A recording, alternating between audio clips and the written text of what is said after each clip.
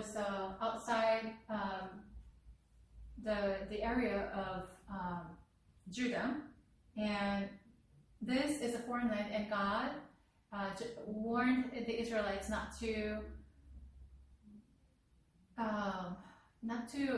live mixed with people without faith, not because He doesn't love everyone. God loves everyone. Everything is His creation. However, these people, especially who were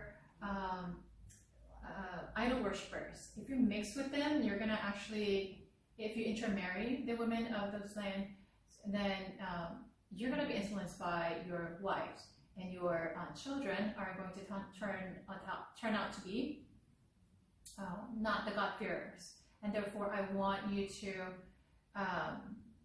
not intermarry with people without faith.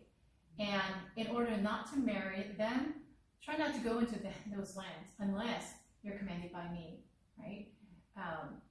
But then this man from Judah, together with his wife Naomi and 2 sons, actually went to live for a while in the country of Moab, and these 2 sons got married to the Moabite women, which God told them not to, right? So here's a story. The man's name was Elimelech. God is my king is the name, the original name. His wife's name was Naomi, and Naomi, I believe, means joy. And the names of his 2 sons were Mahlon and Chilion, meaning the weak and the sick, weakly and sickly. Isn't it interesting? It might not have been their actual names, although the story itself is true, because we know that when you look at the Messiah's lineage, these names, Judah and Ruth or Boaz, actually are recorded as people who actually lived, right? And therefore, it might be real names, but maybe these are symbolical names, symbolic names. Elimelech, God is my king. Okay, so they started right with joy, but Mahlon and Chilion means like weakly and sickly. So like if you're weak and sick, that means not just physical weakness, but we're talking about not being solid, not being solid in faith, right? And interestingly, they were also physically sick and weak. They were Ephrathites,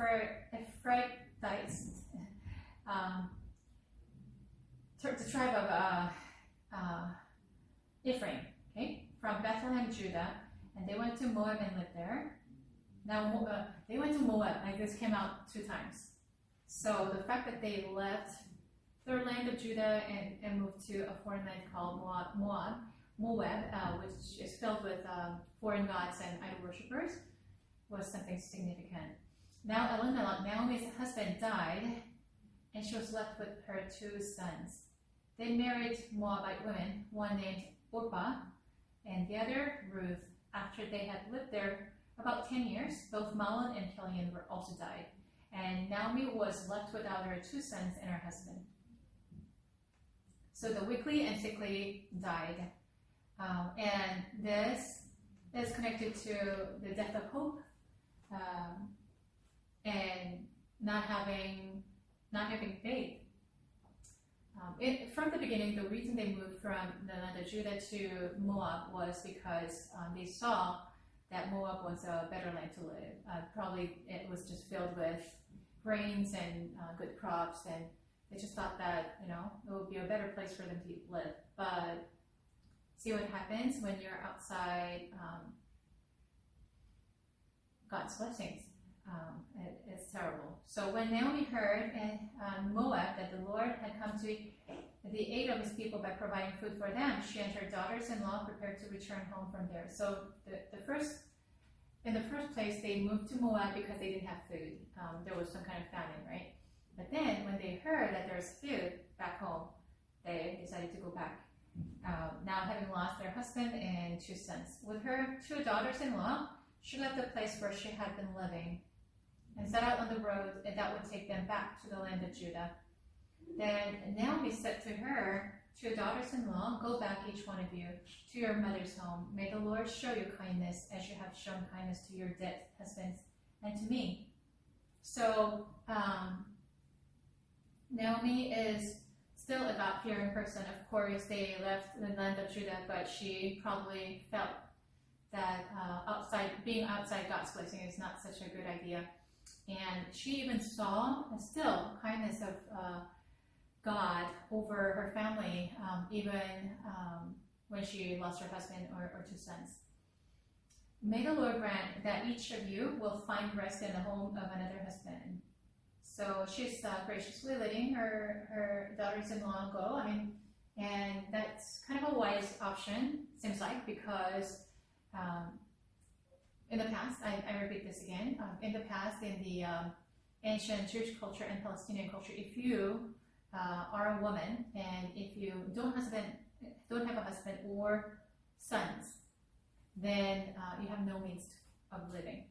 So Naomi lost her husband and two sons, and Orpah and Ruth, the two daughters-in-law, actually did not have children. So their husbands died without leaving any children. So that means there's no hope for a living.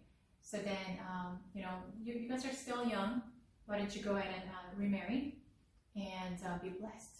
I send you off, like you don't have any more obligations in this family. But Naomi said, then she kissed them goodbye, and they wept aloud and said to her, "We will go back with you to your people." So at least these two daughters-in-law are very loving, and they feel so attached to the mother-in-law, which is kind of unusual, right? That they would say, they cried and said, "We want to go back with you." But Naomi said, "Return home, my daughters. Why would you come with me? Am I going to have any more sons who could become your husbands? Return home, my daughters. I'm too old to have another husband. Even if I thought there was still hope for me, even if I had a husband tonight and they gave birth to sons, would you wait until they grew up? Would you remain unmarried for them? No, my daughters, it's more bitter for me than for you, because the Lord's hand has turned against me." So she says, yes, I see two different kinds of things. God was still kind to us, although our husbands are gone, but the death has occurred because we lived in disobedience, is what she's saying. At this, they wept aloud again. Then Orpah kissed her mother-in-law goodbye, but Ruth clung to her. So both of them are loving, but Orpah is more, she sees the reality. She's very quick with reality of, what, if I just follow her, it's going to be, okay for the first few days or months even. But afterwards, there is no hope. And so let me just go back and find my own life. But Ruth, for some reason, clung to her mother-in-law. "Look," said Naomi, "your sister-in-law is going back to her people and her gods. Go back with her." Oh, so very interesting. So look at her statement, Naomi. So although they were living in a foreign land called Moab, Naomi and Elimelech actually lived in faith, raised their children in faith, and therefore their daughters-in-law also followed Yahweh. Instead of the whole family being led astray, this is one thing that they've done right? And your sister-in-law is going back to her people and her gods. So following one tribe, following one's family, meant following the same God too. And it even happens today too. One of the students that I know is that she dated a man who is of Islamic background, and they fell in love and they were going to get married. And so then one of the things that happened is her husband, naturally, there was an expectation. If you marry into my family, then you're going to actually believe in what I believe in. So even today, this is happening, and your sister-in-law is going back to her people, so Moabites, and her gods. So leaving my family, and why are you going back to that land? What are you going to believe? You can't be a Yahweh worshiper when you're completely surrounded by other worshipers, right? And so that's the path that Orpah is taking. So why don't you go back with her? But Ruth replied, don't urge me to leave you or to turn back from you. Where you go, I will go, and where you stay, I will stay. Your people will be my people, and your God, my God. So there's something about Naomi's God that she worshipped, that she demonstrated her faith in. And Ruth saw something in it. And it was so important to her that she did not want to leave. Where you die, I will die, and there I will be buried. What a loyal daughter-in-law. Our life might be miserable, but I want to follow you, and I want to follow your God, is what she lives in. And even as a foreign woman who does not belong to the Israelites, she has such great faith in God. May the Lord deal with me, be it ever so severely, if even death separates you and me. This is like greater, covenant promise than marriage. It's more stronger than marriage. Naomi must have demonstrated her characters as a good mother-in-law in order for the daughters-in-law to really admire her, respect her, and to the point of saying that I want to follow you. You are my like my family, and you're my great mentor. When Naomi realized that Ruth was determined to go with her, she stopped urging her. So the two powerless women with no resources and no hope, went on until they came to Bethlehem. When they arrived in Bethlehem, the whole town was stirred because of them. And the women exclaimed, "Can this be Naomi?" And she replies, "Don't call me Naomi." Oh, pleasant. Yeah, so it means pleasant. Yes, it can mean joyful, but it's not necessarily that, but rather pleasant. Okay. Can this be Naomi?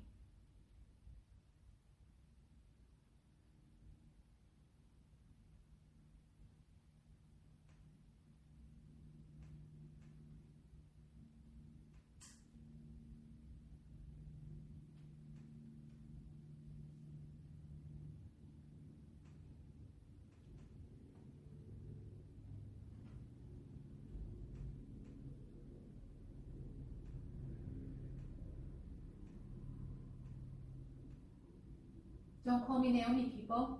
Call me Mara, because the Almighty has made my life very bitter. So Mara means bitter. I'm not pleasant anymore, I'm bitter. I went away full, but the Lord has brought me back empty. Why call me Naomi? The Lord has afflicted me. The Almighty has brought misfortune upon me. So she feels empty and bitter. So Naomi returned from Moab, accompanied by Ruth, the Moabite. It emphasizes she was a Moabite. Her daughter-in-law arriving in Bethlehem as the barley harvest was beginning. So see how it unfolds.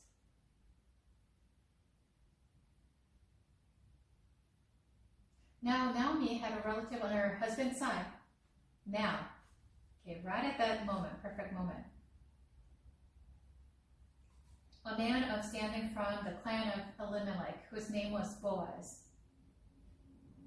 And Ruth, the Moabite, said to Naomi, "Let me go to the fields and pick up the leftover grain behind anyone in whose eyes I find favor." So when you do harvest, so you'll use the farming equipment to actually cut the stalks, and then you actually have to utilize your hands or certain equipment as well, tool as well, to take all the grains out. And then in the process of doing that, you might drop some crumbs, right? Some of the grains might be on the field that has been left. And so she's trying to just grab, collect the crumbs basically. Naomi said to her, "Go ahead, my daughter." So, of course, it's a common term, my son, my daughter. But it is more than just calling them what they are called commonly. To her, really, Ruth became her daughter. So she went out, entered the field, and began to glean behind the harvesters. So gleaning means pick up the crops that have been, grains that have been fallen to the ground by mistake. As it turns out, she was working in a field belonging to Boaz, who was from the clan of Elimelech. Very interesting, okay. As it turned out, Ruth was working in the field belonging to Boaz, who was from the clan of Elimelech, as it turned out. So, in this book, particularly, there is no name of God that is really mentioned.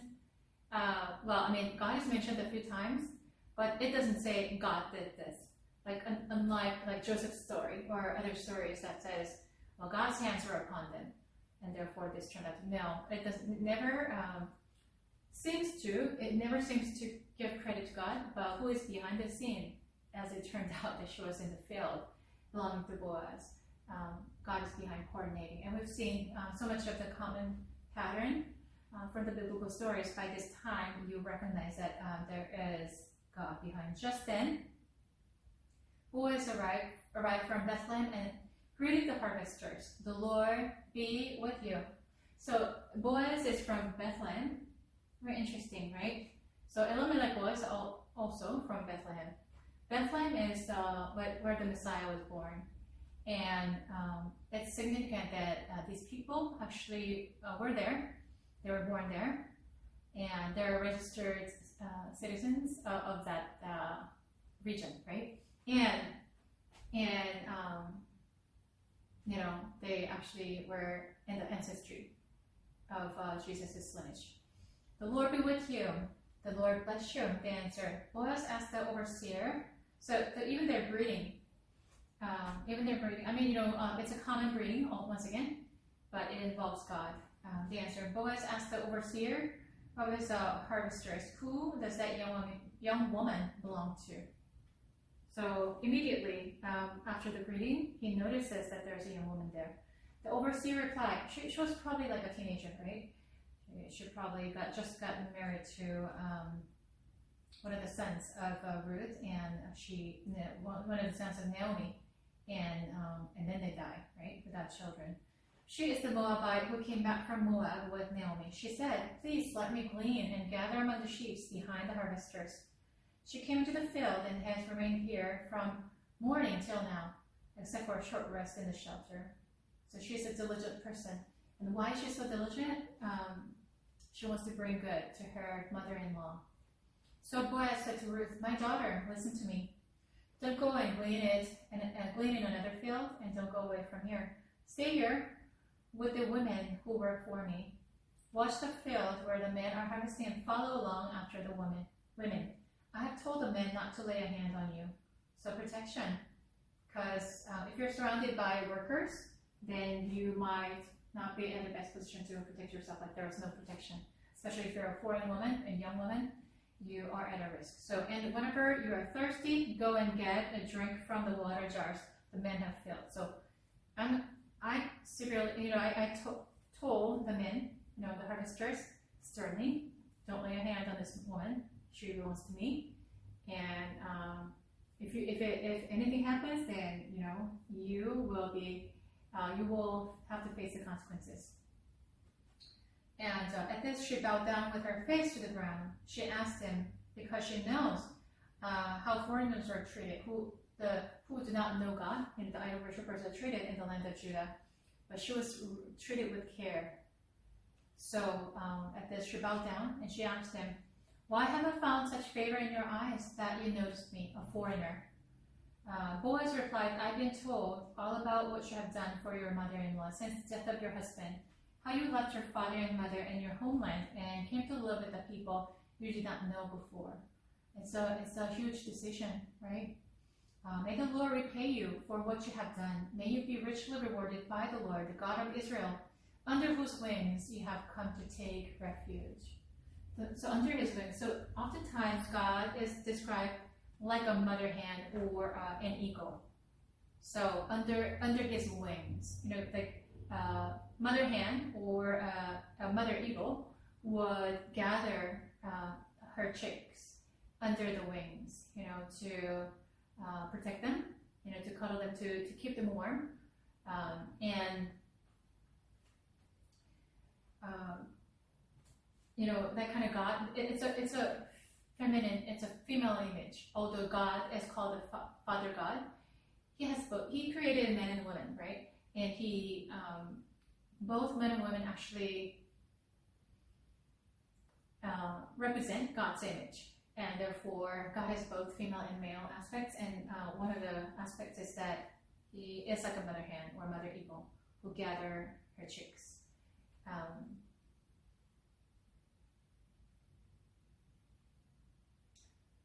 Right, and because of her faith, Ruth, as a foreigner, has faith in the one God, Yahweh, and Boaz is deeply touched by her honoring of her mother-in-law, but also at the same time honoring God, and even willingness to live among the people that she never knew before, in honor of her mother-in-law, but also in honor of God. So may God gather you, protect you, just like He protects His own people. He's already saying, like you're part of us. May I continue to find favor in your eyes, my Lord, she said. You have put me at ease by speaking kindly to your servant, though I do not have the standing of one of your servants, which was true back in those days. They were treated like really lowly.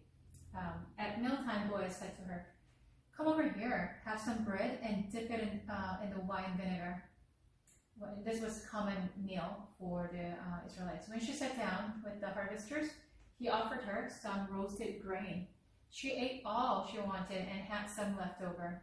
As she got up to glean, Boaz, she finishes the meal, and she is getting up to gather more for her mother-in-law and for herself too. Boaz gave orders to his men. Let her gather among the sheaves and don't reprimand her. So even pull out some stalks for her from the bundles and leave them for her to pick up, and don't rebuke her. So deliberately, pull out some stalks and don't look at her, but just leave behind so that she can collect. So she'll have abundant harvest. So Ruth gleaned in the field until evening. Then she threshed the barley she had gathered. So there's a long process, this is some manual labor, right? And it amounted to about an ephah, which is about 30 pounds. It's quite a bit. 30 pounds of grains, you probably, and it's all grains, not the stalks, right? Then you'll probably live 4 months as 2 people, right? She carried it back to town, and her mother-in-law saw how much she had gathered. So if you look at this, of course she found favor. How did she find favor? What she has been doing was very honorable, of course. So she deserved some of that, but much of it came from the Lord, who saw a worshipful heart in her. And the result is, of course, she was diligently collecting the grains on the ground. And she would have collected quite a bit toward the end, but not 30 pounds, because she found favor. But then, as she was sort of symbolically speaking, she was sowing in tears, and she was reaping with joy. It's part of God's principles, is that we sow what we can with what we have. Then He is the abundant God who He multiplies, and He gives us 30 times, 60 times, or 100 times. Her mother-in-law saw how much she had gathered. Ruth also brought out and gave her what she had left over after she had eaten enough. So she is one who is frugal, who is thoughtful. Her mother-in-law asked her, "Where did you glean today? Where did you work? Blessed be the man who took notice of you." Then Ruth told her mother-in-law about the one at at whose place she had been working. The name of the man I worked with today is Boaz, she said. The Lord bless him, Naomi said to her daughter-in-law. He has not stopped showing his kindness to the living and the dead. She added, that man is our close relative. He is one of our guardian redeemers. So what is a guardian redeemer? So kinsman redeemer, guardian redeemer. So the Israelites had a system. Like I said a few times before, if something happens to the family and the wife becomes a widow, how is she going to make a living? Women were not given an option to actually do business or earn money. So then she's got to remarry. Who is she going to remarry? Is one of the kinsman redeemers. So kinsman redeeming system is in that the husband who passed away, whoever is closest by lineage, by relationship, is the next candidate. But if that person is not willing, what are you going to do? Then it goes to the next person in line, who is the closest, number two closest to the deceased husband. So there's an order. And so Boaz was one of the kinsman redeemer, or the guardian redeemer. And he was not first in the line, though. He was not the closest. So there were some other people who were closest.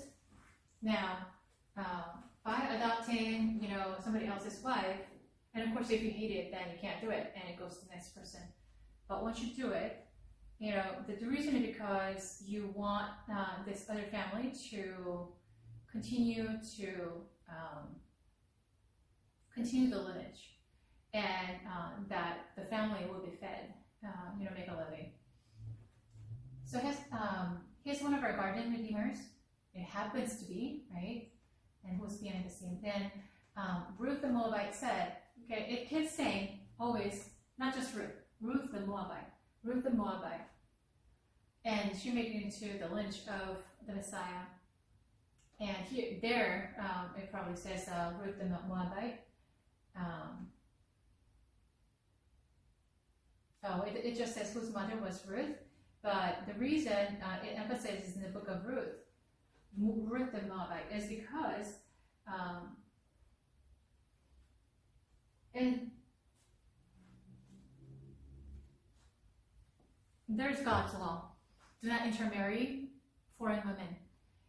Do not intermarry. Do not go to their land.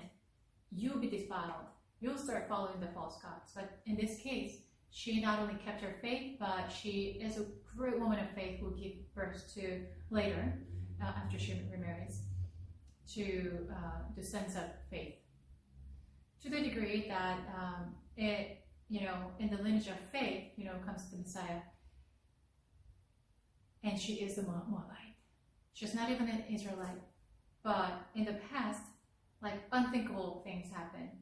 And those people who were considered as unclean actually were reckoned as God's family by their faith, is what this is loudly talking about. The message loudly spoken.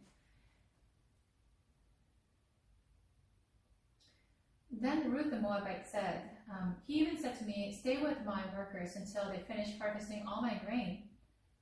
Naomi said to Ruth, her daughter-in-law, it will be good for you, my daughter, to go with the women who work for him, because in someone else's field you might be harmed. So it's a dangerous job. Like it's not recommended for, unless you grow up in the field and that's your job. Usually men were the ones who were used as laborers, and in other people's field you might be harmed, so stay there. So Ruth stayed close to the women of Boaz to glean until the barley and wheat harvests were finished, and she lived with her mother-in-law. It emphasizes again. She lived with her mother-in-law. She was faithful. She was loyal to her mother-in-law, which is kind of hard to find, rare to find.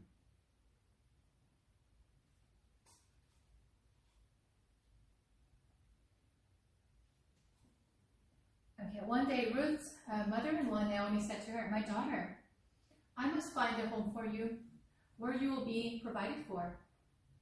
Now Boaz, with whose women you have worked, is a relative of ours. Tonight we will be winnowing barley on the threshing floor. So after you're gathering the harvest, you're supposed to winnow, right? Wash, put on perfume, and get dressed in your best clothes. Then go down to the threshing floor, but don't let him know you are there until he has finished eating and drinking. So mother-in-law giving her daughter-in-law instruction as to how she can be a potential partner, potential wife for the kinsman redeemer. When he lies down, note the place where he's lying. Then go and uncover his feet and lie down, which is, this is not thinkable. Even today, if you do this, probably it's going to be really strange. But in the past, when like a woman approaches a man like this, this part is very hard to understand, even for the scholars probably. But Naomi is instructing her to take a risk. Part of the reason is because it's not because Naomi is such a strategic, smart person, but rather she feels that there's something. Why did my daughter-in-law, like out of all the places, ended up in this field? Oh, why did Boaz arrive at the perfect timing? Why did he give her a favor? I feel there's a hand upon my daughter-in-law. I think it's a divine hand. And so let's see what happens as a result of our cooperation. Like God's hands are out there, and let's just take a hold of it and see what happens is her general thought. Then go and uncover his feet and lie down. He will tell you what to do. He will tell you what to do. So Naomi is being kind of prophetic, right? I will do whatever you say, Ruth answered. I mean, she's not a person with corrupt heart, but she says, it sounds really strange, but I'll do what you tell me to because I trust you. So she went down to the threshing floor and did everything her mother-in-law told her to do. When Boaz had finished eating and drinking and was in good spirits, he went over to lie down at the far end of the grain pile. Ruth approached quietly, uncovered his feet, and lay down. In the middle of the night, something startled the man. He turned, and there was a woman lying at his feet.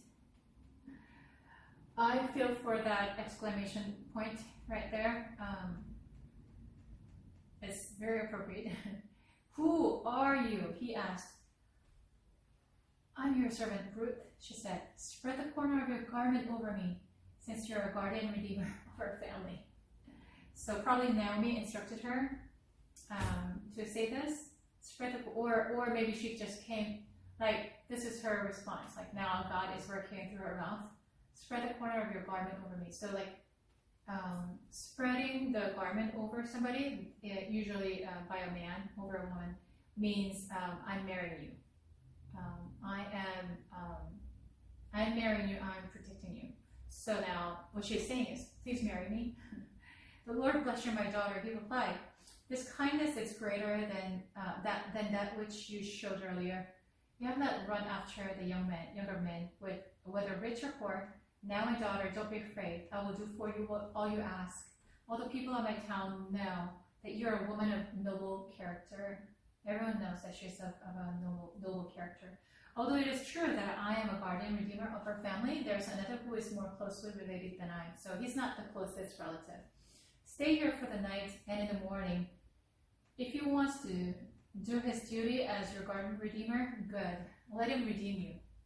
So he is a respectable person. Like, I know how the law works.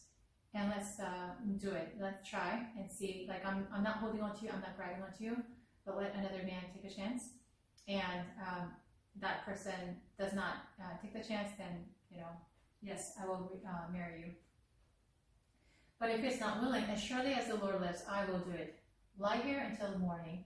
So she lay at his feet until morning, but got up before anyone could be recognized. And he said, no one must know that a woman came to the threshing floor. This is such an unusual thing. He also said, bring me the shawl you're wearing and hold it out. When she did so, he poured into it 6 measures of barley and placed the bundle on her.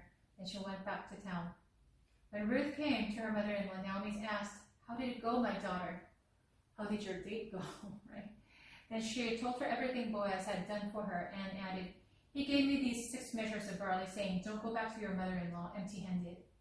Then Naomi said, "Wait, my daughter, until you find out what happens." Until you find out what happens. Because Naomi starts to see that God's hands are upon this matter. For the man will not rest until the matter is settled today.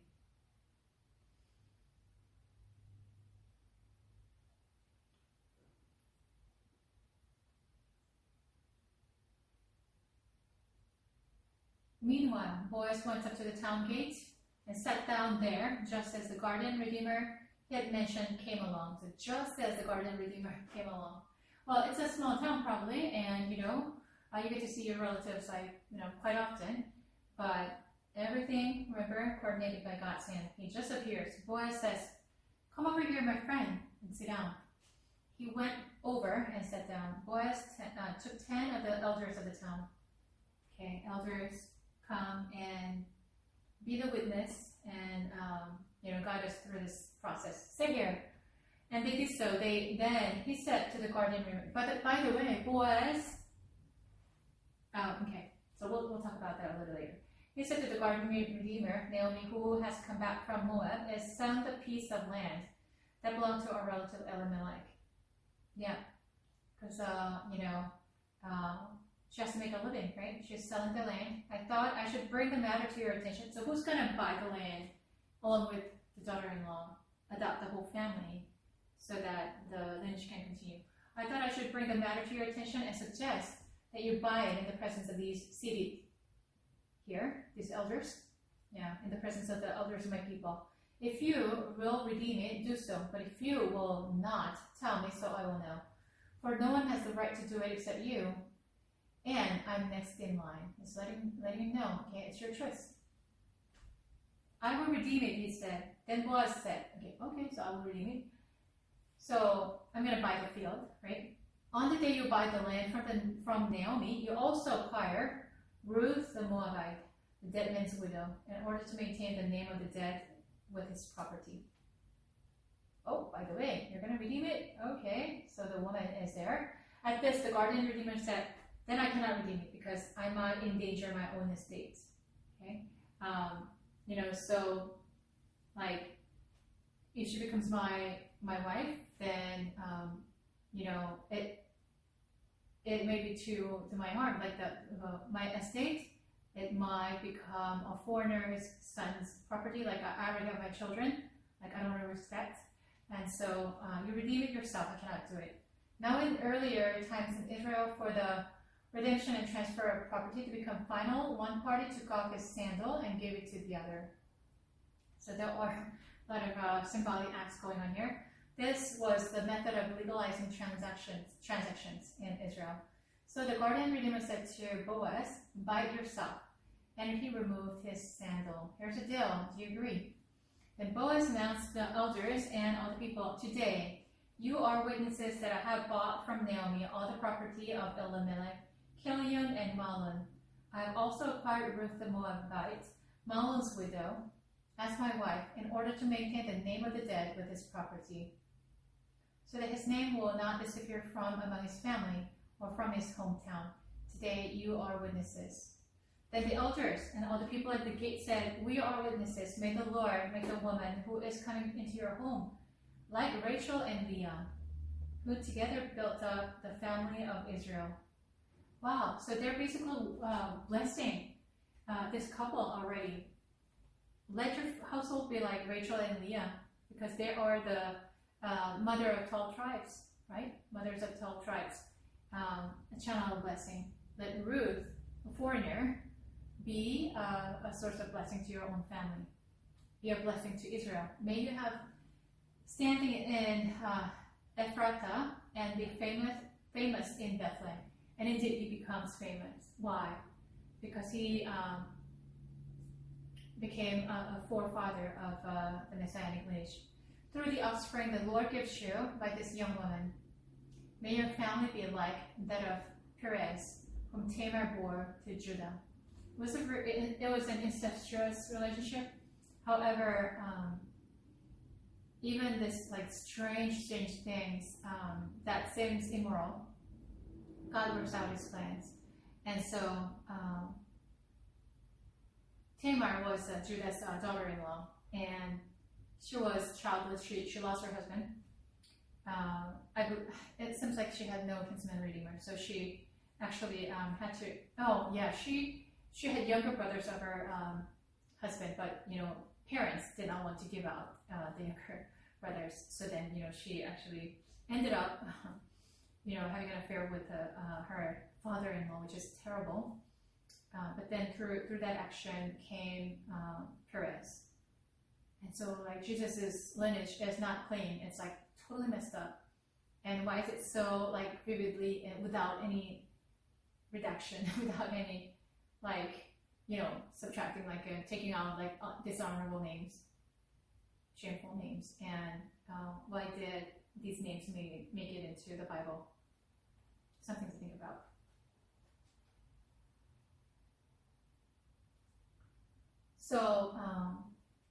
So they were blessed, and they finally will get to marry, and we're going to talk about the rest of the story next time. But it's going to be a very interesting story that really shows God's character, what He is like.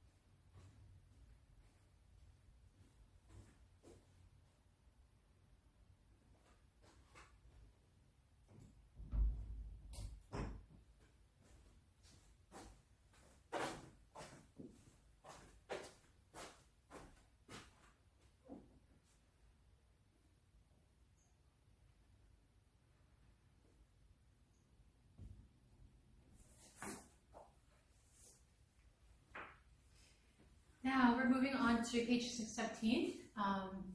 We're still continuing on with how to help young adults learn better.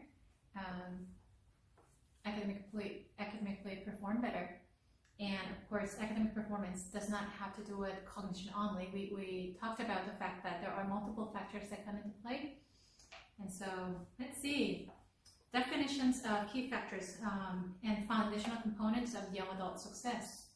Key factors. These three factors support a successful transition into young adulthood and capture how one interacts with the world, sees and understands oneself, and is able to apply one's capabilities to affect change. So, agency is the ability to make choices about and take an active role in one's life path, rather than solely being the product of one's circumstances. So we're all born with some kind of circumstances, good and bad, and some people are born in better circumstances compared to others, and in whatever the by whatever standards that you have. But if you're born with better circumstances, then yes, it's more beneficial to you. It's to your advantage. However, the circumstances, most often, we are not able to really change, especially as minors, under other people's supervision and guidance. So then, what do you need to do? You need to have a sense of agency to be able to overcome in spite of the circumstances. Agency requires the intentionality and forethought to derive a course of action and adjust course as needed to reflect one's identity. Competencies, knowledge and skills, mindsets and values. Your mindset, your abilities, your sense of identity. Identity has to do with mindset too. How do you see yourself, right? Then if you have a strong sense of identity, despite the circumstances, if you have strong mindsets, despite the circumstances, you have a chance to overcome your circumstances. Integrated identity is a sense of internal consistency of who one is across time and across multiple social identities. So if you have lived in more than two places, two cultures or two different countries, right? Race, ethnicity, profession, culture, gender, religion. So who are you? What is consistent? What is constant that does not change, whether you are in one situation or another, regardless of gender, regardless of your professions and your ethnicity? What is consistent? An integrated identity serves as an internal framework for making choices and provides a stable base from which one can act in the world.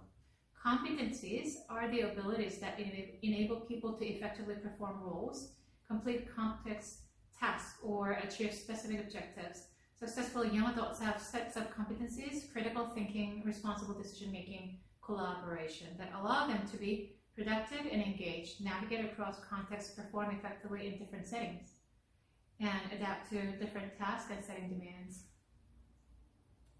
Foundational components. So what are the foundational components of young adult success? These are the set of cognitive and non-cognitive components that underlie the three key factors. Each of the four components directly fosters learning and growth, while also reinforcing and enhancing the other foundational components. So they're kind of interconnected, right? Each component and subcomponent has corollaries that apply to self, others, or the world. So first is self-regulation. It's a set of internal processes that enable one to manage one's behavior, emotions, attention, and cognition while engaging with the world toward a goal. Self-regulation has numerous forms, including cognitive, emotional, behavior, and attention regulation. Literature suggests that there are two aspects of self-regulation that support successful interactions. One is self-control, which is cognitively controlled by executive functional skills, and awareness. So one, self-control, number two, awareness of oneself, other people, and one's surroundings.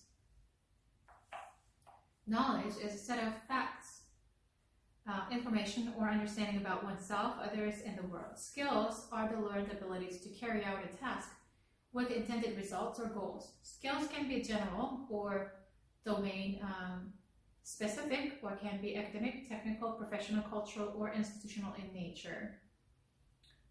And mindsets are beliefs and attitudes about oneself. So it can be about oneself, but also about the external world and the interaction between the two. They are the default lenses that individuals use to process everyday experiences. Mindsets reflect a person's unconscious biases, natural tendencies, and past experiences. So it's both nature and nurture. Some people are just born with like generally positive outlook. Other people are born with a little like negative outlook, a little more easily depressed and easily become unhappy. But also it develops by your past experiences, how you were raised, what was your family culture, what did your parents encourage you to be and to feel, to do. And also it has to do with unconscious biases that have formed over time through experiences. Though mindsets are malleable, they tend to persist until disrupted and replaced with a different belief or attitude. So mindsets are very significant, but it's pretty solid. Like it's hard to change, and it takes intentional efforts in order to change your mindset, especially from negative to positive, right? Values are the ideals or beliefs about what is good or bad, and what is desirable or undesirable. They're important, enduring, and often culturally defined. Values develop through a process of exploration and experimentation where young people make sense of their experiences and refine what they hold as important ideals. Values serve as broad guidelines for roles and relationships and provide an orientation for one's desired future. So depending on what your values are, your choice is going to be different, which is going to lead you to a certain path, either the success or failure. So here are some key facts. Young people believe education can change their life. This is like general, like majority. Entering the world of work is a challenge for many school leavers. Yep, it's a whole different world than academic world. 825 million children won't have learned secondary level skills in 2030. Wow, it's quite a bit, right?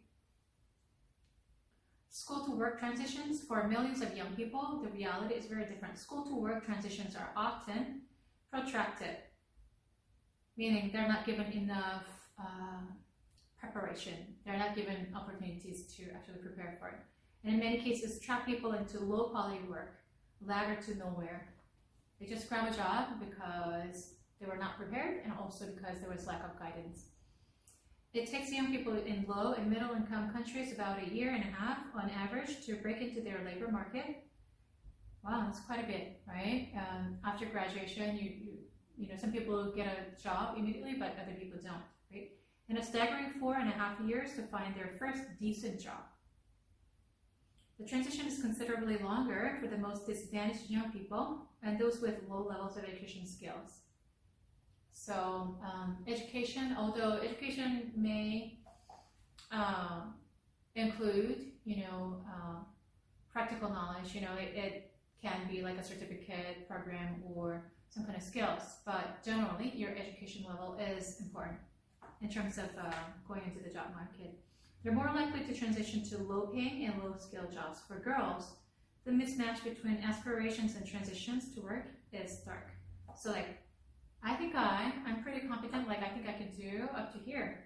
But then the reality is it's disappointing. The combination of discrimination and societal norms conspire to restrict opportunities girls may have to learn and to find decent work. Too often this pushes them to a life of further disadvantage. So once you start the wrong path, and the discrimination is going to be there all the time, right?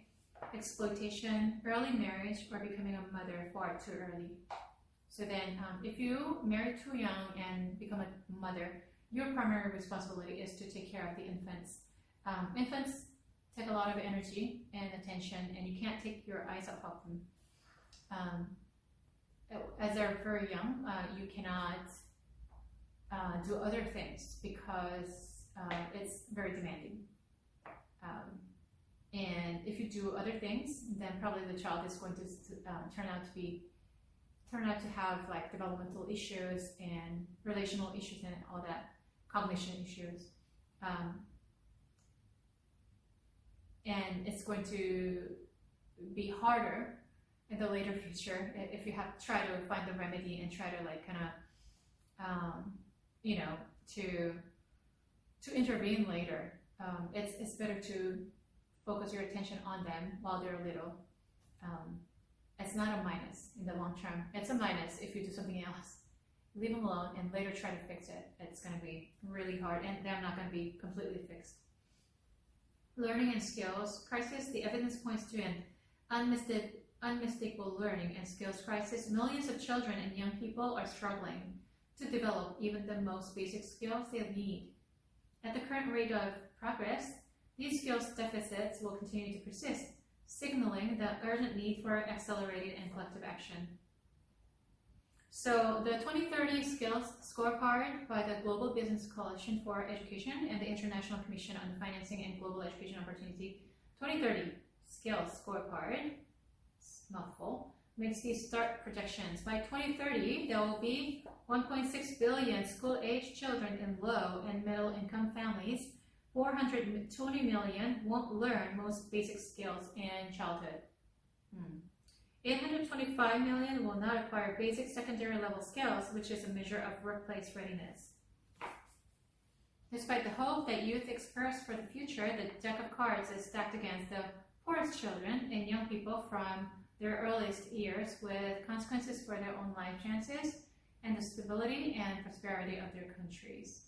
So these people actually end up growing up and they become the productive members of society. How we have given them opportunities or how they did not have the opportunities and access to the education, then in the end, the society either benefits or pays the consequences, pays the price for not having invested into these lives. Recent analysis by the United Nations Children's Fund shows that in many countries, public spending on education favors children from the richest households, with the poorest 20% receiving less than 10% of public resources in education or even lower.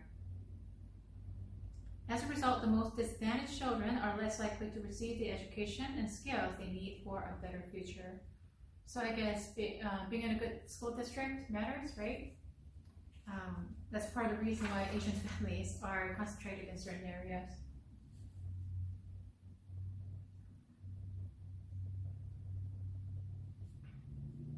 So if you see the chart, next page on page 20, percentage of public education resources going to children from the poorest households versus that spent on children from the richest households. So if we take a look at United States,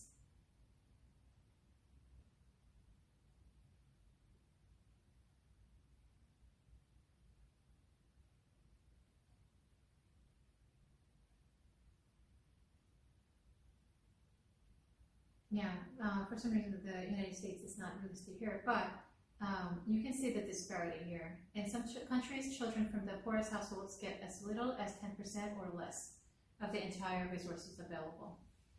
That's a great disparity, right?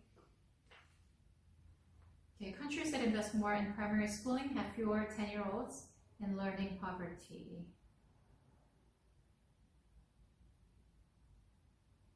Right, of course, if you invest in primary school as a country, of course, they're going to benefit and there's going to be a less gap.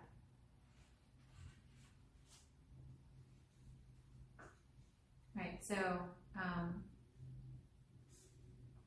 urgent need to take an action, right? There are a few ways that we can take actions. First, finance education. Education is too often on the chopping block of public budgets and the last on the list of donor priorities. We need to embrace the innovative proposals to dramatically scale up domestic and international finance for the education, including the new international finance facility for education, which stands to made record investments in skills for the next generation. So we need to invest in the next generation, right? Invest early, especially in marginalized children. Because if you try to invest later on to try to catch up, that's going to be a harder story. Support teachers who teach. Yep. Invest more in primary and secondary education by strengthening what the teachers know and how they teach and how they're supported in the classroom. So educate them with better quality education, equip them, but also support them.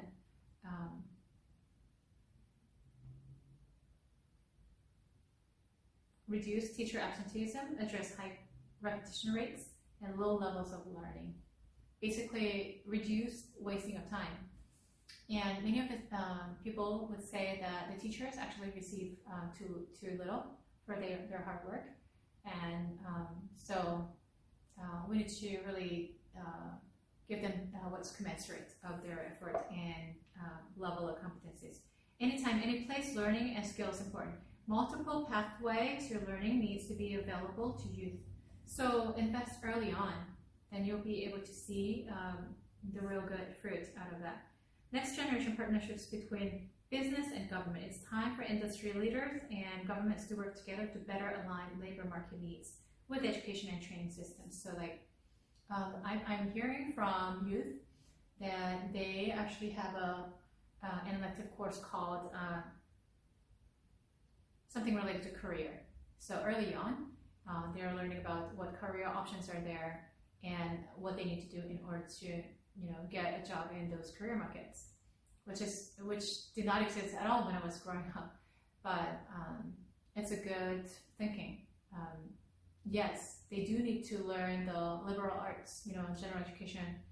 It's all helpful in terms of cognitive development and to have a bigger picture of the society, the bigger picture of to develop critical thinking. However, practical knowledge and skills are very important and help them think beforehand, like early on, about jobs, and are you heading toward that job? Is your academic career, is your academic career, like say, which school you choose to go to and which major that you pick and things like that, are they aligned with your thoughts about your future career? It's worth exploring that early on. And let's talk about lesson 3. Finally, we finished lesson 2, which was critical, which laid a good foundation for all of us. Now, let's talk about adult development and learning. Adult development theory covers the developmental cycle of a person. So specifically during the span of adulthood, usually beginning at the age of 18. So there are several models of adult development, and all of them have supporters and critiques. So like, no theory is perfect. I mean, every theory is developed by human research, and but there are some truths in what they argue, and we need to take into consideration. Adult learning is itself a developmental quality and process. Such learning includes change in behavior, a gain in knowledge or skills, and an alteration or restructuring of prior knowledge. So like you have to learn, relearn, unlearn. There has to be a change of behavior. Such learning can also mean a positive change in self-understanding or in the development of personal qualities such as coping mechanisms.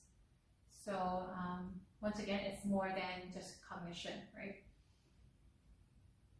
Adult learning vis-a-vis adult development are both ideal with changes, learning in terms of specific knowledge and skills, development with changes in underlying attributes. Learning may often be mastered in the short term. Development is much more of a long-term happenstance. With learning, we might speak of designing learning activities. With development, it will be more appropriate to focus on generating or establishing environments for growth. So as they develop in all areas of their lives, right? Aspects. Adults become more able to be aware and intentional.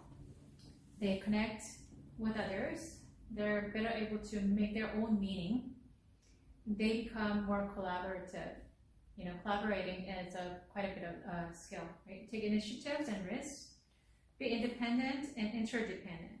Interdependent is something that I think as a culture we need to learn a little more. Be systematic in problem solving. Identify and act consistently with the purpose. And incorporating learning processes leading to increased understanding and growth into multiple aspects such as self-directed learning, transformational learning, experiential learning, reflection, journal writing. So we're going to talk all about this a little more in detail later. Petrie, in a white paper published by the Center for Creative Leadership, assessed the current situation of leadership development and noted the environment has changed. It's more complex, volatile, and unpredictable. Even without COVID, it was true, right? 2014. But now, coupled with the pandemic, it has become even more unpredictable and volatile. The skills needed for leadership has also changed. More complex and adaptive thinking abilities are needed. So because this, environment is complex, volatile, and unpredictable, then the leadership also should should develop those skills and abilities to be able to adapt to this changes, volatile circumstances. The methods being used to develop leaders have not changed. So developing leaders, we can utilize similar approaches. However, let them get ready for volatile environments, right? So flexibility is very much what's needed. The majority of managers are developed from on-the-job experiences, training, and coaching and mentoring. While these are still important, leaders are no longer developing fast enough or in the right ways to match the new environment. So it's changing, it's going somewhere. However, we're not as adaptive. This is no longer just a leadership challenge, it's a developmental change. Managers have become experts on the what of leadership, but novices in how of their own development. Right, how, and then also as a challenge to analyze the environment that's changing so quickly.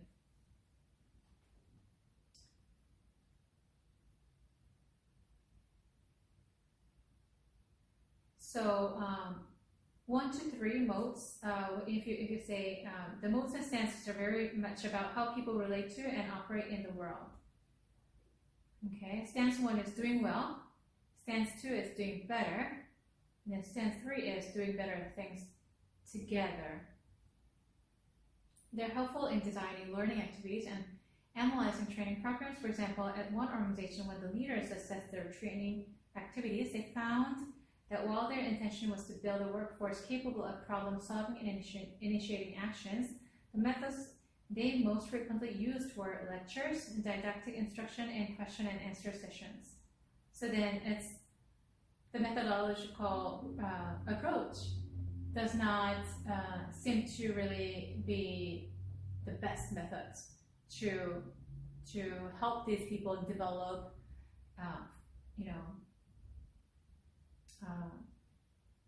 develop problem-solving skills and initiating actions, right?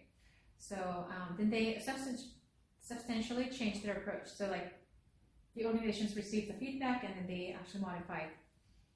Kagan has summarized what researchers have learned about what causes vertical development, transition from one stage to another. People feel consistently frustrated by situations, dilemmas, or challenges in their lives. So unless it's really frustrating and really inconvenient, people are not likely to really think about how to change.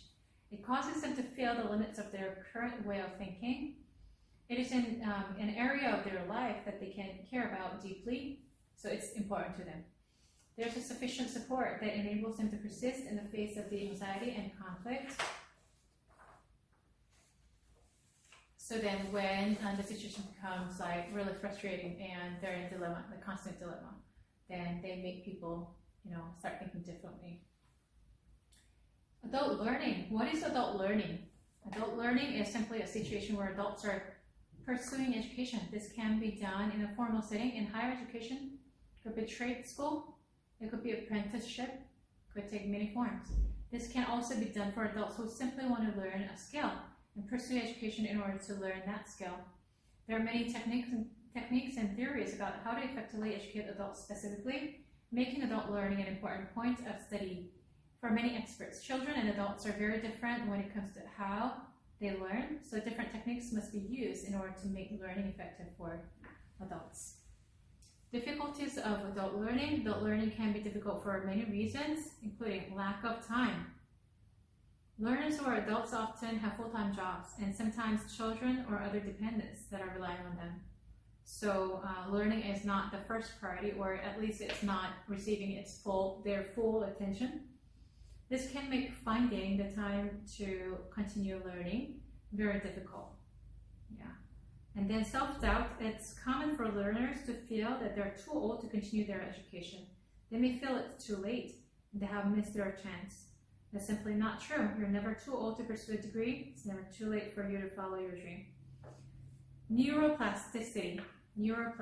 Our brains have an element of plasticity to them that help us learn and grow. When with repetition of a thought, we reinforce a neural pathway. So the same thought comes and goes, then it's paving a path. When we learn something new, we create a new pathway. So like, wow, trailblazing, and experimenting, trailblazing has such a, it's so accurate in terms of like paving a new brain path, neural path. The connections in our brain are constantly getting stronger or weaker, creating new pathways or strengthening older ones. Wow, so our brain is not static, it's not stagnant, but it's doing something, either progressing or regressing. Younger people have brains that are more plastic, so changes are easier for them. As we age, our brains become less plastic and we're more fixed in what we believe in now. That is a direct struggle for learners who are trying to take on new concepts, forge new pathways, and more. Adult learners may have a harder time understanding new things simply because their brains are less plastic. While this is difficulty, it isn't something that is insurmountable when it comes to adult learning. So if it took only one time or 5 times as a child to learn new skills, then maybe it's going to take double, triple effort in order for an adult member to actually learn. However, it is doable. It's not insurmountable. So time, plasticity.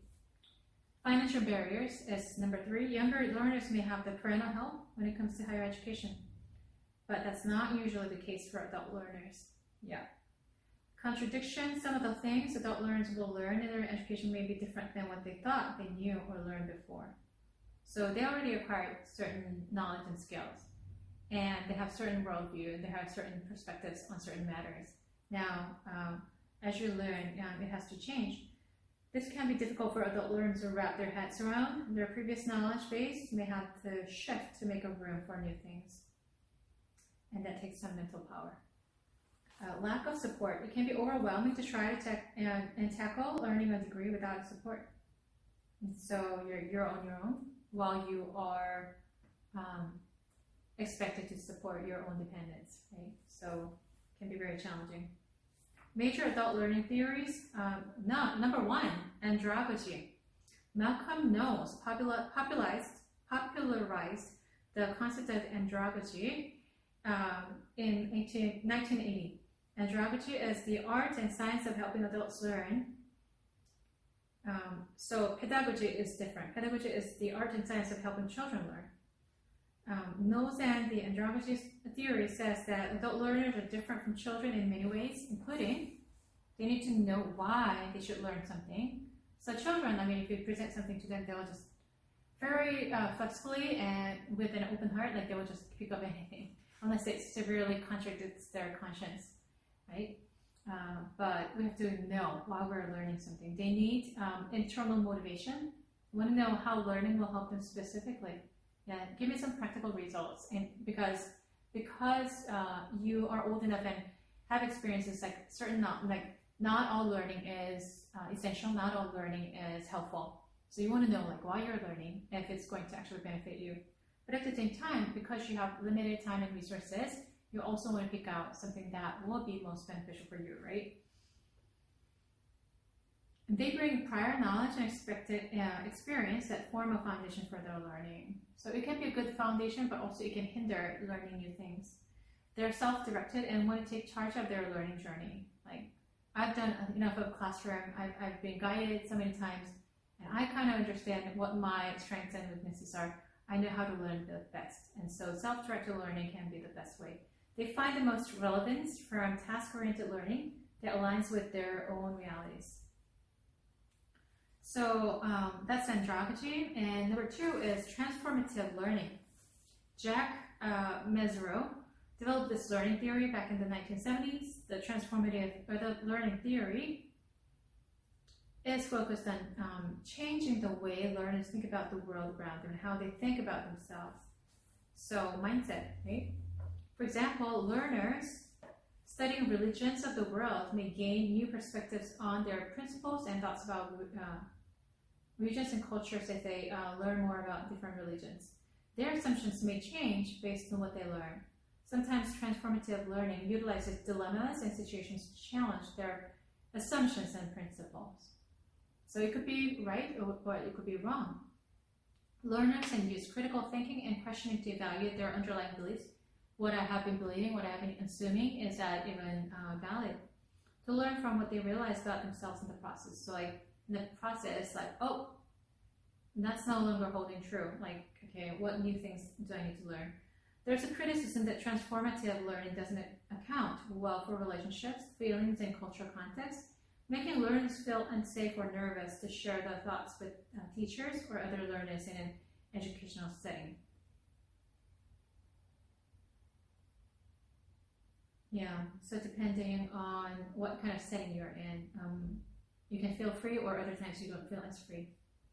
There are ups and downs with transformative learning. Many adult learners find that working to change their underlying beliefs can be rewarding and demanding at the same time. Of course, it can be costly. Self-directed learning. It's an interesting adult learning theory. Okay, it's been around there since hundreds of years. But the theory itself was developed in the 1970s with Alan Tuff, and is used by teachers in a variety of educational settings. So self-directed learning is a process where individuals take initiative in their learning. They plan, they carry out, they evaluate their learning experiences without the help of other people. Or there could be a help, but it's not like being side by side.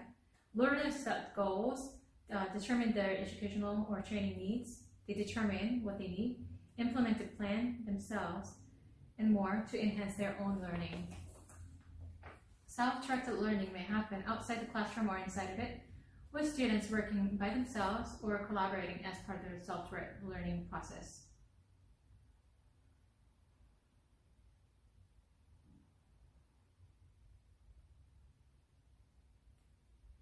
For many adults, self-directed learning happens naturally without anyone explaining it. They're already doing it. Okay, another type of learning is experiential learning, and David Kolb championed this theory back in the 1970s. So I guess 1970s was a significant era.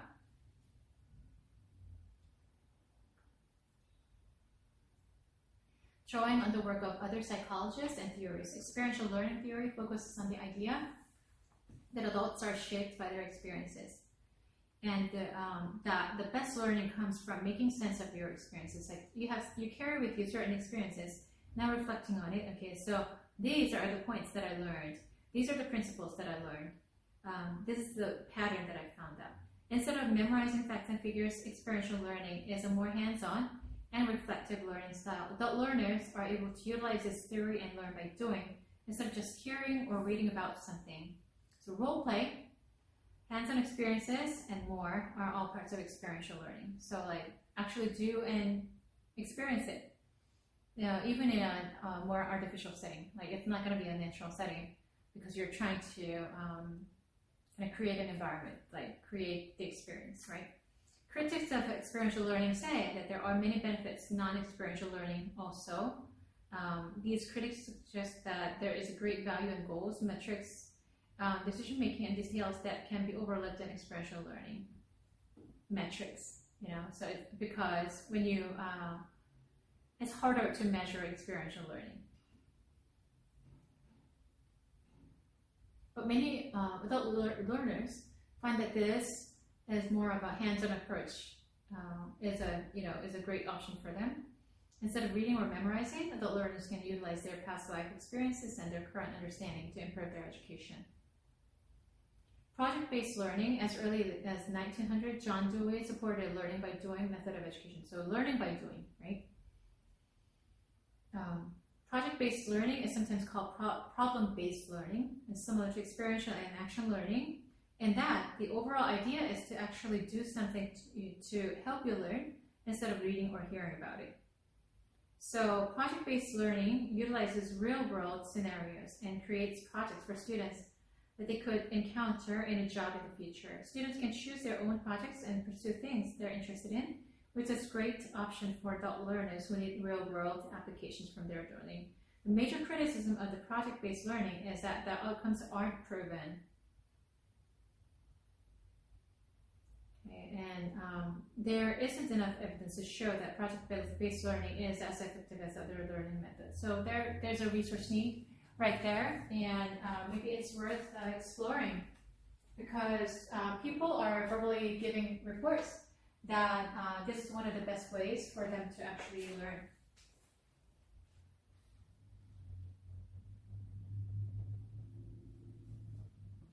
So there are some learning techniques used by adults. Okay, one of them is setting goals. For example, learners who have a specific career goal in mind will have a better experience as they pursue their degree program. Like they know exactly what they need, and is this program going to actually help me? Then they have better, clarified goals, right? Decide their why. Knowing why they want to pursue education will help. Okay, once again, and review information regularly. So adult brains are not less plastic. They have harder time creating new neural pathways. So they need to repeat. They need to make more effort in order to learn, in order for learning to happen. Find experiences to help facilitate learning. Adult learners can greatly benefit from finding ways to get hands-on learning. Internships, job shadow opportunities, projects, other experiential opportunities can help them get a firmer grasp of their learning. So yeah, experiential learning is definitely helpful. And there are different kinds of learning styles, depending on who you are. So what are learning styles? How human beings learn is an extremely complex process, from taking in the information to processing to retention. Each step is impactful to your learning. Because of this, it is important that we be very intentional with the way we channel information to our brains. So we don't always think about why and how our brains work, but to be successful as a college student or as a young adult is something you need to consider. So this is particularly important for students studying at an online university, because your learning style is needed daily as you learn, study, and test more independently. So it takes self-discipline to actually engage in online learning. And there are multiple styles of learning, and students can utilize all of them to enhance their learning and performance. Many students have one style that they prefer, or they can utilize that to help them learn.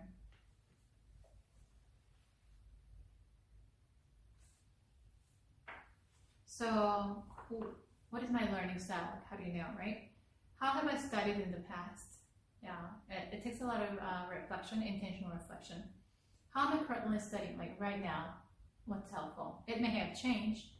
What kinds of tests have I performed the best on? Like, what am I good at? Like, what? Like, if, say, the test is given orally, or if the test is given online, or if the test is given,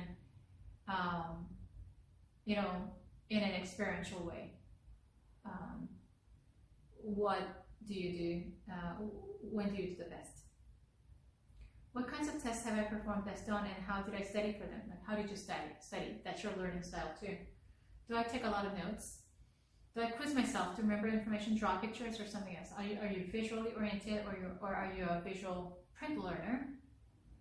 Whatever your learning style is, there are ways you can strengthen the areas that don't come as naturally to you. So you can actually develop your learning style, is what it's saying. All students should take advantage of resources and strengthen the other learning styles, helping them to be successful in any class. So like different classes may offer different ways to engage in learning, and if you can actually learn to successfully learn through different methods, different styles, then it's to your benefit. So auditory learning style, process the information out loud. This involves asking questions and answering them using your voice. The more you discuss the information out loud, the better. So utilize discussion groups, right? Speak out loud and teach your roommates, family, friends, yourself. You use verbal analogies and tell stories to help you make your point. Visual learning style, include drawings and pictures in your notes to illustrate ideas and use color. Read the text and then convert the information into pictures, notes, diagrams, or mind maps. Study in a quiet place away from distractions. Yeah. And then tactile learning style. Take breaks and move around during your breaks. Act things out, use gestures, or move around while studying, all of which help to engage the kinesthetic or tactile learner. So tactile learner is another word, is kinesthetic learner. You learn with your bodies. Use models, charts, or diagrams to show relationships. So e-textbooks, library services, web-based tutorials, simulations, online classes, and learning communities can be very helpful if you're a kinesthetic learner. And corporate training. What is corporate training? Corporate training is the strategy of providing learners, internal and external to your organization, with the skills and knowledge they need to be successful. By furthering their success, you are in turn facilitating the success of your business. So like you're investing in people and they can leave and join another organization. However, generally, you reap the harvest. Even if they don't stay forever, they contribute to your success, right? Your business success. Notably, this type of training is no longer just about training your employees. It allows you to reach external audiences, your customers and partners. So if you talk about what kind of training your employees are receiving, then it's a good advertisement. Modern training, with corporate training evolving, the idea of a corporate university is becoming more ubiquitous. So a few years ago, I actually went to interpret for this group who was visiting different companies, including universities. And when we went to certain universities in order to learn their, learn how they were conducting learning, how they were providing training and things like that, these members representing one of the governmental agencies, they actually asked this question, we have this need and that need. Can you tailor a program? And these are our workers. These are our company people, and we don't want them to be away for like a year in order to learn things, and then, maybe they will never come back. Well, can you make it like a 3-month course, 6-month course, and then they will come back and be able to utilize the skills immediately in their workplace? So that was the question. And the university representatives were like, oh, okay, we never thought about that. We never done it, but well, let us think about that. And so they said, yeah, we'll actively think about it. And then yes, we'll reply back to you. So that was a few years ago, but I think these days, many of the universities are actually providing some practical courses because there's such a demand. So through your university, your learners, you can be, corporate university is not only outsourcing like what I just described, it could be sourced and internally, it could be provided if you have the expertise and knowledge, right? Through your corporate university, your learners are automatically awarded certificates after completing a course. Employee training, what usually springs to mind when talking about corporate training. Employee training is becoming increasingly common. Employee onboarding, product or service training, role training, upskills training, compliance, and more. It's a crucial part of a business progress and growth. It's been shown to increase efficiency, improve retention, deliver happier customers, and much more. So even to increase retention, you need to actually um,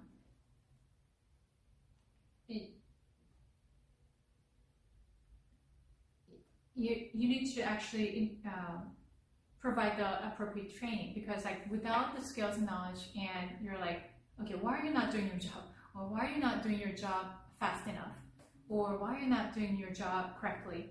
You know, you cannot give constantly, you know, give that kind of feedback, and you know, it's detrimental to your own business when people don't know what they're exactly supposed to do. So then efficient training, like clear training, is very important. So therefore, people are happier. They're gonna deliver the service that they need to, and they're likely to remain. So retention rate is higher. And customer training, newer on the scene, training customers in a more formal, strategized way is becoming increasingly ubiquitous for business too. Yeah, customer training is very important.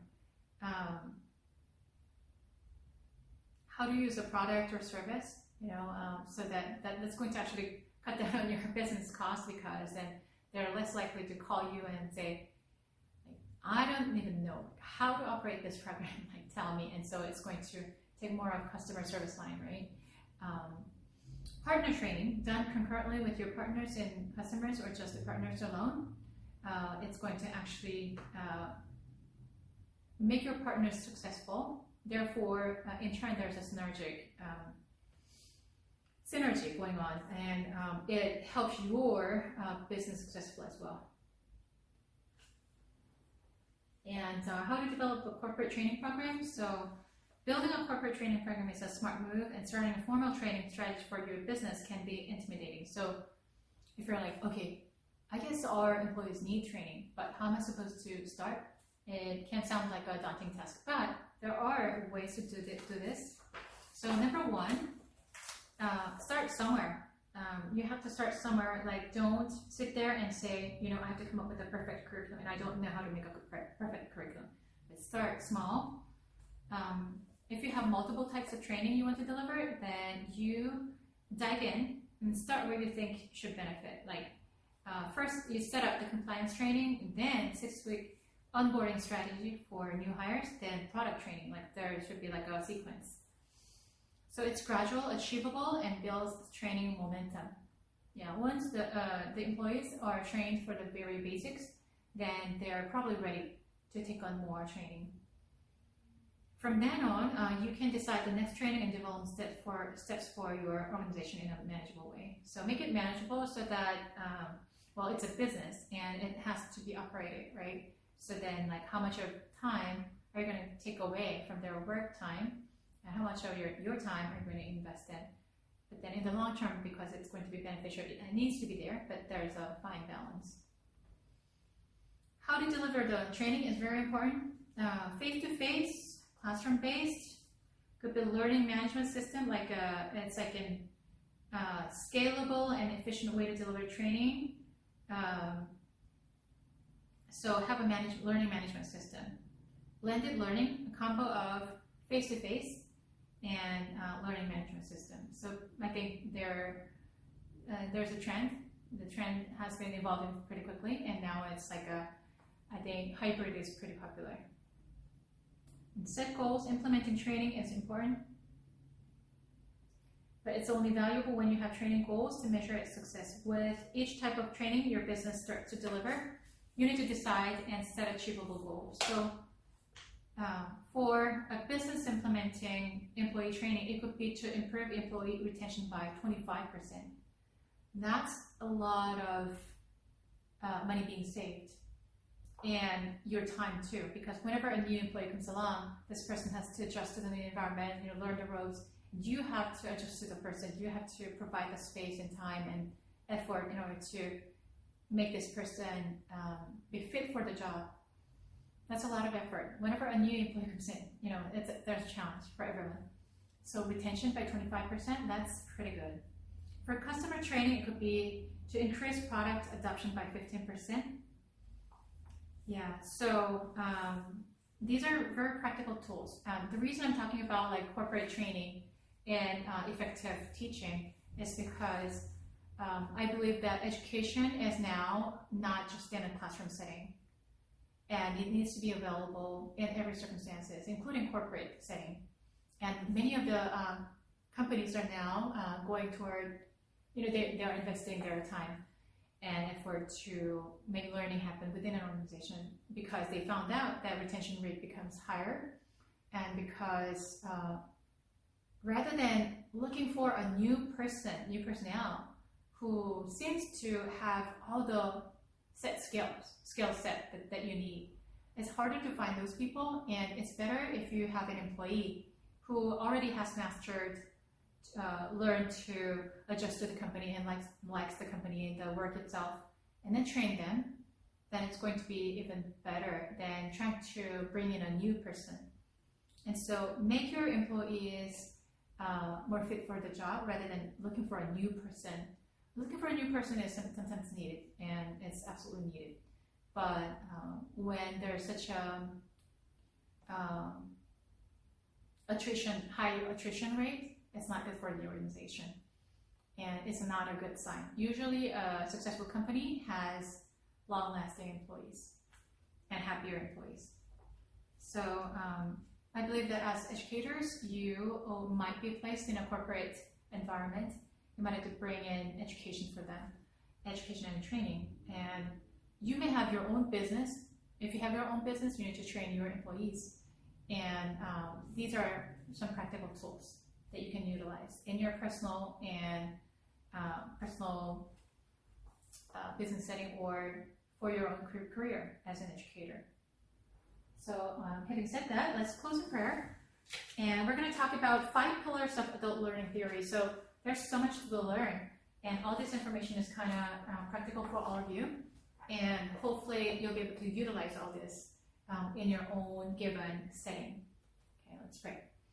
Heavenly Father, we thank you so much for giving us the opportunity to learn as adults, and our brains are not as plastic as when we were little, and we have to work harder to pave the neural path, and we sometimes feel challenged. But Lord, we ask you that you will give hope to each student, adult student, and that it's all about mindset and perseverance. And if we really desire to achieve certain goals, and if we make constant effort, then it'll be achieved, it'll come to fruition. And Father God, we ask you that you'll give us the persistence and the right mindset, and learning posture, go wherever we are, so that we don't stop growing, we don't stop learning, Father God, even to old age. And help us be able to utilize all these skills that we have learned, all the knowledge that we have acquired through this course in our own personal life and in the lives of others, for the lives of others, and in corporate and personal settings.